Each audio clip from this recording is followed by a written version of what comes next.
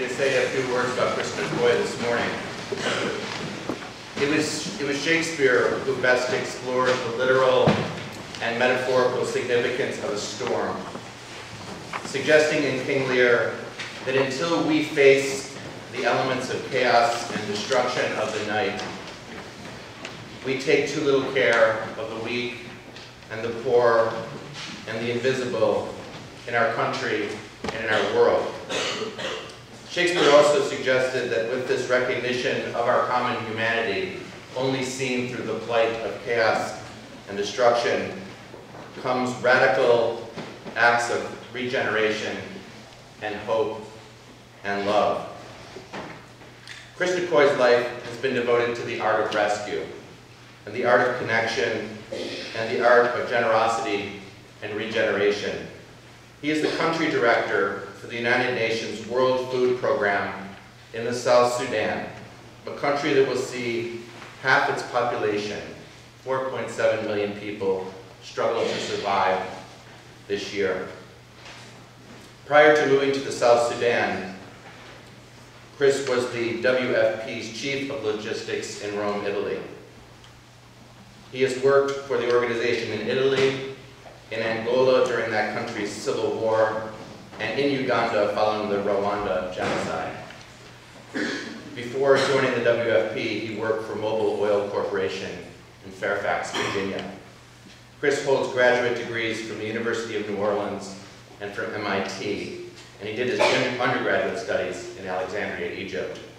He is married with 4 amazing and scintillating children, 2 of whom attend St. Andrews and 2 of whom must attend in the future.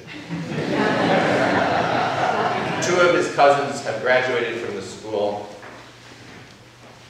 Chris has been a man, a parent, and a leader in the world who has inspired me and my hopes and visions for education and for regeneration in the world.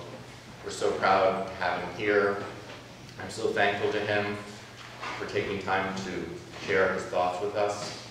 He's a very busy man, and he traveled from the South Sudan to be with us and to be with his daughters. Welcome him this morning.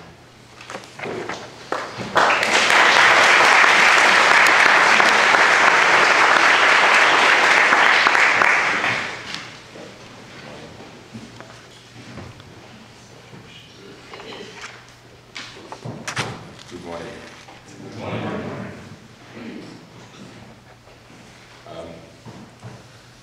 First, I have to say I'm very grateful to Mr. Roach for asking me to speak at Parents' Weekend.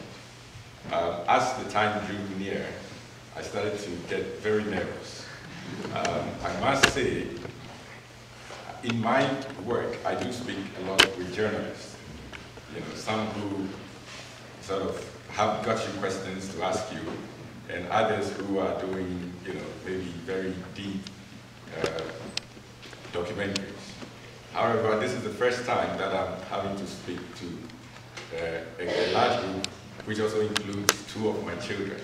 And as most parents know, your children, just like they are, at least mine, just like as they are my biggest fans and supporters, I think they are also my biggest critics. So I'm very concerned about what I will hear from them after my short presentation.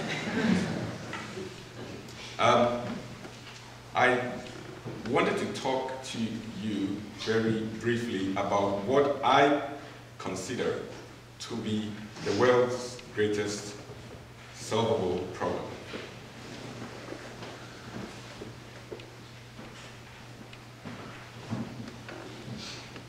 And I want to speak in particular to the students of St. Andrew this morning. Last year, 2011, marked the 50th anniversary of President Kennedy's speech that ignited a dream. President Kennedy inspired the American nation to reach for the moon, a challenge that he described as one that we are willing to accept, one we are unwilling to postpone, and one which we intend to win. Skeptics thought that it could not be done. It was. Just 8 years after Kennedy's proclamation before Congress, Apollo 11 Commander Neil Armstrong stepped onto the moon's surface. Now, there have been others. Nelson Mandela also had a dream. So did Mahatma Gandhi, and so did Martin Luther King. They all attained their dreams. However, they did not attain those dreams just because they dreamed about it or because they articulated for it. But something more important than that happened. And that is when citizens of the world began to put those dreams on the top of their to-do list, things started to move. It was when the world began to stand up in solidarity with those dreamers that an unstoppable movement was unleashed, and which leveraged and power to make those dreams reality.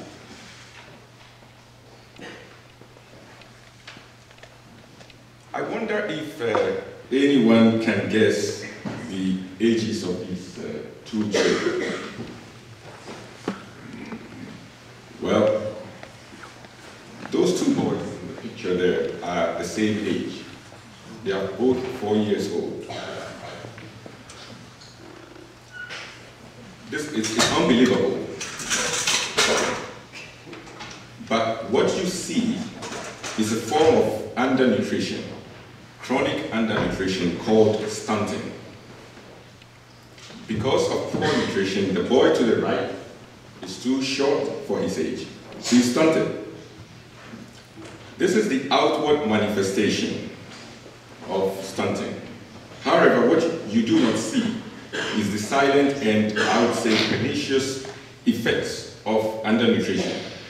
What it does to the child and the scars that it leaves through adulthood.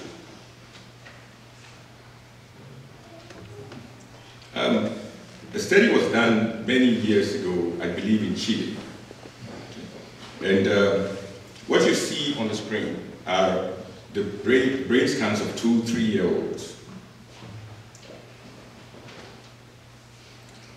To the left is the brain of a healthy 3-year-old child, and to the right is the brain of an undernourished 3-year-old child. I mean, I don't have to tell you, but the difference in the brain size is quite obvious. Now, let's look at the same brain, the same two children. The lesser neurons in the malnourished 3-year-old's brain causes reduced transmission and processing of information. You see that it's very poor in terms of neurons as compared to the normal brain. This poor processing and transmission of information has significant effect on that child's intellectual capacity and learning throughout his or her life. The outcome is poor performance at school, thereby significantly affecting economic productivity in adulthood. But you know what is most concerning? Today, the experts know that the effects of undernutrition are irreversible after the age of 2. Very quickly, and I won't spend too much time on this, is just to give a quick scan of what the world looks like in terms of issues of hunger and nutrition. Maternal and child undernutrition is the underlying cause of about 3.5 million deaths every year in the world. And an estimated over 170 million children under the age of 5 are chronically undernourished or stunted. 870 million people go to bed every day hungry. More people die today from hunger and hunger-related causes than from wars. Hunger and malnutrition kill more people every year than AIDS, malaria, and tuberculosis combined. Now, let's imagine a brand new country with all its hopes for a brighter future, its aspirations, and all the euphoria of freedom after over 40 years of fighting and dying for it. It wakes up the day after its independence to the reality that 28% or more of all its children are undernourished. Before I go any further, let me tell you a story. This is the story of a baby called Independence Moses Spinner. He was born in a town called Juba in South Sudan, where I have been living for the past year and working. Baby Independence was born on 9 July 2011. Early that morning, a choir of shrieking women echoed in unison from the maternity ward of the Juba hospital. But the sound from the ward was not of women in pain. Like all the thousands gathered in the streets outside, they were celebrating a new birth. Only moments earlier, South Sudan had become officially the world's newest nation after over 4 decades, I think more like 50 years of war.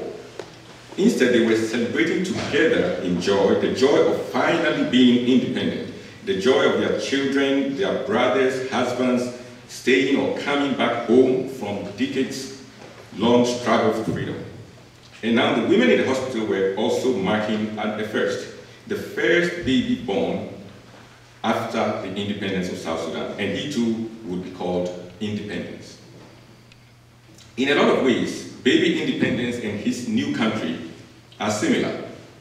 For one, both have had a difficult path to conception and birth.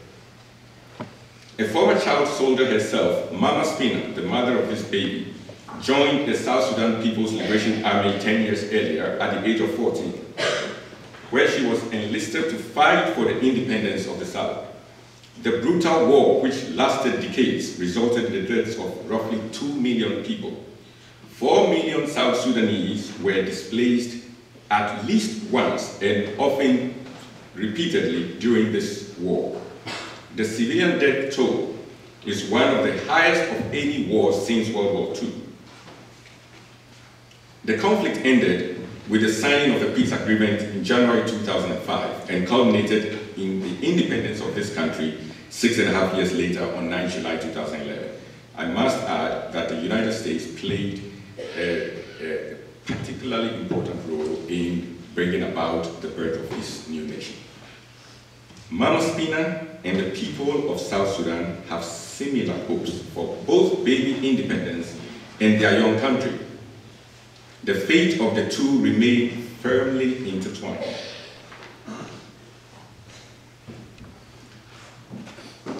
Both baby independence and the country of South Sudan are now free, more than a year old now.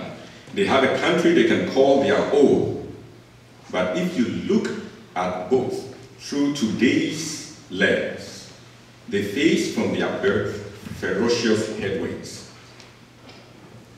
A 25% chance that baby independence will be undernourished and will be stunted.